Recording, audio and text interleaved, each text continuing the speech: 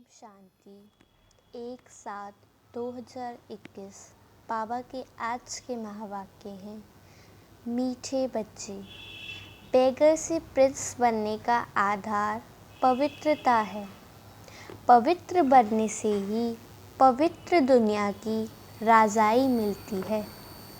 प्रश्न: इस पाठशाला का कौन सा पाठ तुम्हें मनुष्य से देवता बना देता है? उत्तर: तुम इस पाठशाला में रोज यही पाठ पढ़ते हो कि हम शरीर नहीं आत्मा हैं। आत्म अभिमानी बनने से ही तुम मनुष्य से देवता, नर से नारायण बन जाते हो। इस समय सब मनुष्य मात्र पुजारी अर्थात देह अभिमानी हैं। इसलिए पतित पावन बाप को पुकारते रहते हैं। गीत है: छोड़ बीधे आकाश सिंहासन। ओम शांति। बच्चे जानते हैं कि ये ओम शांति किसने कहा? कौन से बच्चे? आत्माएं जानती हैं कि ओम शांति किसकी आत्मा ने कहा? परम पिता परमात्मा ने कहा। बच्चे जानते हैं मनुष्य की आत्मा ने नहीं कहा, ये परम पिता परमात्मा शिव ने कहा। वह सभी का बाप ऊंचे ते ऊंचा है। अब गीत में सुना, भारत पर बहुत माया का परछाया पड़ा हुआ है। बहुत पतित बन गए हैं, इसलिए पुकारते हैं कि हे पतित पावन, फिर से आओ पावन बनाने। आत्मा ही बुलाती है अपने बाप को, जिसको भगवान कहते हैं वही पतित पावन है। एक की ही महिमा होती है, वह है सभी आत्माओं का बेहद का पाप। यहाँ सब पतित बन गए हैं, तब पुकारते हैं हे परम पिता परमात्मा। वही ज्ञान का सागर भी है, पतित पावन भी है, वह पिता भी है तो शिक्षक भी है, क्योंकि ज्ञान सागर भी है, वर्ल्ड अथॉरिटी भी है, सभी वेदों शास्त्रों ग्रंथों को जानने वाला भी है। उनको कहते ही हैं नॉलेजफुल। तो इस समय सब पारलौकिक बाप को पुकारते हैं, क्योंकि सब दुखी हैं। कहते हैं गॉड फादर, उनका नाम भी चाहिए ना। उनका नाम गाया हुआ है शिव बाबा। वही ऊंचते ऊंच ज्ञान का सागर, सुख का सागर, शांति का सागर है। ये मनुष्य की आत्मा अपने बाप की महिमा करती है। ऊंचते ऊंच आत्मा किसकी है?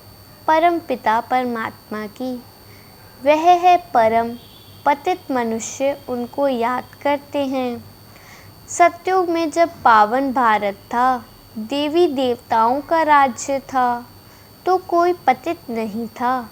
यह है तमो प्रधान दुनिया, अर्थात दुनिया में जो मनुष्य रहते हैं सब पाप आत्माएं हैं।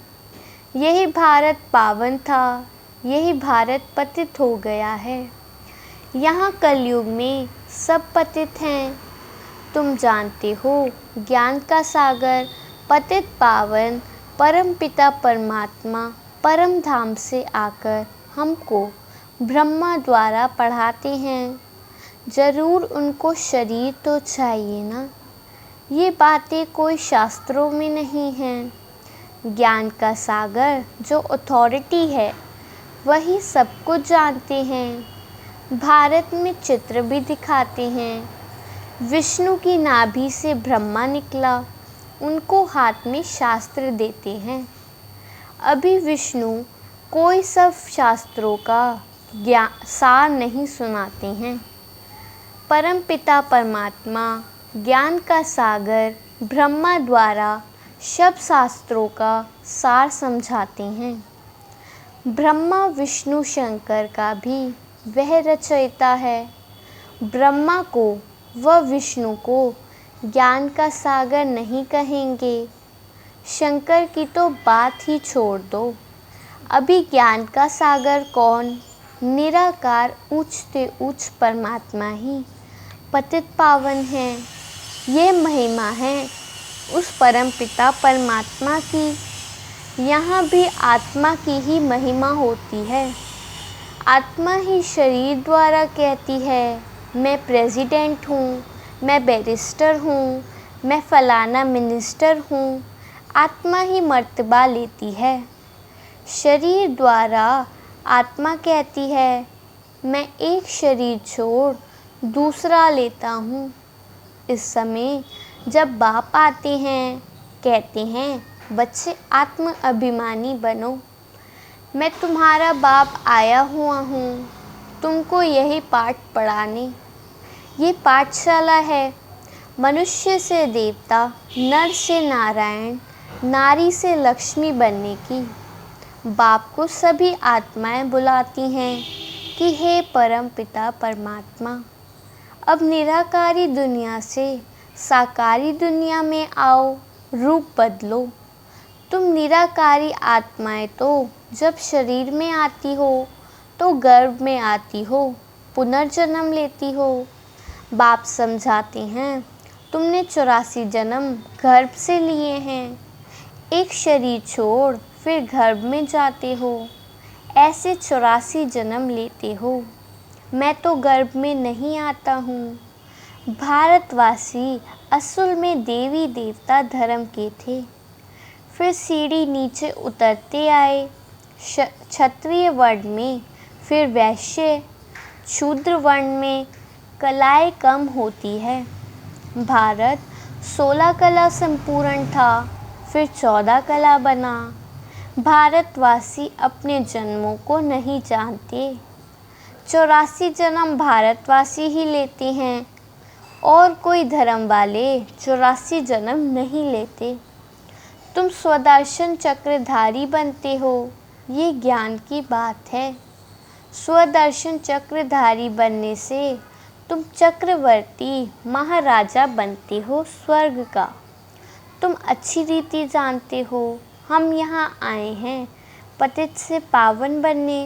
ये है ही पतित दुनिया। पतित पावन सर्व का सद्गति दाता तो एक ही बाप है, सब उनको ही पुकारते हैं। बाप को याद करते हैं, कृष्ण को नहीं। कृष्ण ने गीता नहीं सुनाई, गीता है सर्वशास्त्रमयी शिरोमणि।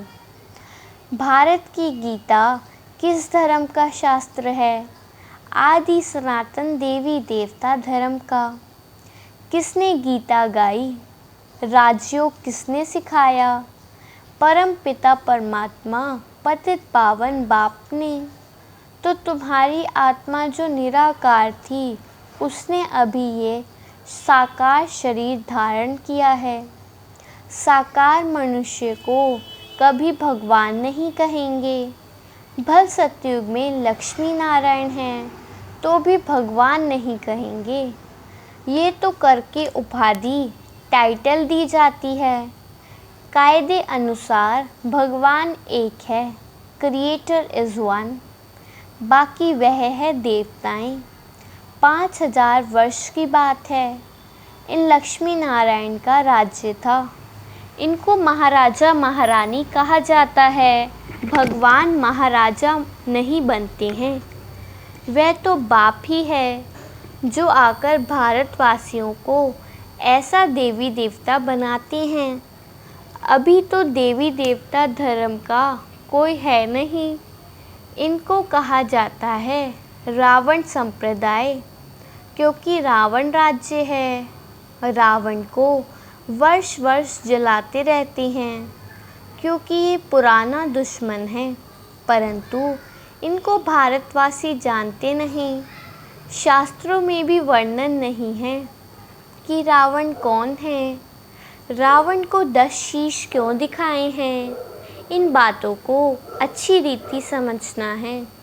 बाबा कहते मनुष्य तो बिल्कुल पत्थर बुद्धि है, पारस बुद्धि इन लक्ष्मी नारायण आदि को कहेंगे। पारसनाथ पारसनाथिनी का राज्य था, यथा राजा रानी तथा प्रजा। भारत जैसा सुखधाम और कोई खंड होता नहीं। जब भारत में स्वर्ग था तो कोई बीमारी दुख रोग नहीं था, संपूर्ण सुख था। गाया जाता है ईश्वर की महिमा अपरंपार है, वैसे भारत की भी महिमा अपरंपार है। सारा मदार पवित्रता पर है, पुकारते भी ऐसे हैं।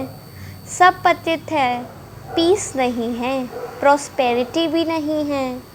अभी तुमने समझा है, हम भारतवासी सूर्यवंशी देवी देवता थे, फिर धीरे धीरे पतित बने हैं। इनको कहा जाता है मृत्यु लोक। इसको आग लगनी है। यह है शिव ज्ञान यज्ञ, रुद्र ज्ञान यज्ञ भी कहते हैं। मनुष्य नाम तो बहुत रख देते हैं। जहाँ भी शिव की मूर्ति देखते हैं तो अनेक भिन्न भिन्न नाम रख देते हैं। एक के ही अनेक नाम से मंदिर बनाते हैं। तो बाप बैठ समझाते हैं ज्ञान, भक्ति, वैराग्य। अभी भक्ति पूरी होती है, तुमको भक्ति से वैराग्य आता है, अर्थात इस पुरानी दुनिया से वैराग्य है। ये पुरानी दुनिया विनाश होनी है। बच्चे पूछते हैं, बाबा हम पतित से पावन कैसे बने? कई नए आते हैं तो अलाउ नहीं किया जाता है। जैसे कॉलेज में कोई नया जाकर बैठे तो कुछ भी समझ ना सके और किसी को पता ही नहीं है मनुष्य से देवता कैसे बन रहे हैं। मनुष्य जो पतित है वही पावन बनते हैं। इस समय भारत भी बैगर है। सतयुग में भारत प्रिंस था। श्री कृष्ण सतयुग का पहला नंबर प्रिंस था। उसमें सब गुण थे। राज्य लक्ष्मी नारायण का कहेंगे। कृष्ण तो प्रिंस था, राधे प्रिंसेस थी। कृष्ण प्रिंस की ही महिमा गाई जाती है। सर्वगुण संपन्न, 16 कला संपूर्ण। उसने कोई गीता नहीं सुनाई, वह तो सतयुग का प्रिंस था। वह पतित मनुष्य को पावन बनाने के लिए गीता पाठ सुनाए, ये हो नहीं सकता। ये सब शास्त्र हैं भक्ति मार्ग के। कितनी शास्त्रों की महिमा है। सतयुग में कोई शास्त्र, चित्र आदि भक्ति मार्ग के होते ही नहीं। वहाँ तो ज्ञान की प्रारब्ध होती है 21 जन्मों के लिए। फिर से सतयुग का राज्य भाग्य ले रहे हैं भारतवासी। सतयुग में 5000 वर्ष पहले विश्व के मालिक थे। कोई भी पार्टीशन आदि नहीं था। 5000 वर्ष की बात है। अभी कलयुग का अंत है ना, विनाश सामने खड़ा है। भगवान ने ये ज्ञान यज्ञ रचा है। पतित कलयुग को पावन सतयुग बनाने तो जरूर पतित दुनिया का विनाश होगा। गाया भी हुआ है ब्रह्मा द्वारा आदि सनातन देवी देवता धर्म की स्थापना। सो अब शिव बाबा ब्रह्मा द्वारा करा रहे हैं। तुम अभी मनुष्य से देवता बन रहे हो। गाते भी हैं परमपिता परमात्मा ब्रह्मा द्वारा स्थापना कराते हैं। वह तो हुआ प्रजापिता, उनकी सब औलाद है। बरोबर ब्रह्मा द्वारा ही स्वर्ग की स्थापना हुई थी। आज से 5000 वर्ष पहले भी मैं संगम पर आया था तुमको ये राजयोग सिखाने। कृष्ण नहीं, मैं आया था। कृष्ण पतित दुनिया में आ नहीं सकता। बाप ही आते हैं, वही सबका सद्गति दाता है। मनुष्य मनुष्य को सद्गति दे नहीं सकते। याद भी सभी एक को ही करते हैं। परमपिता परमात्मा कहाँ रहते हैं? तुम बच्चे जानते हो परम धाम में रहते हैं। वह है ब्रह्म महतत्व। वहाँ आत्माएं पवित्र जैसे महात्माएं हैं। यहाँ भी मान आत्मा पतित आत्मा कहते हैं ना। वास्तव में यह महान आत्मा एक भी नहीं, आत्मा को ही पावन सतो प्रधान बनना है, ज्ञान और योग से, न कि पानी से। आत्मा ही पतित बनी है, आत्मा में ही खाद पड़ती है, आत्मा ही गोल्डन, सिल्वर, कॉपर, आयरन बनती है।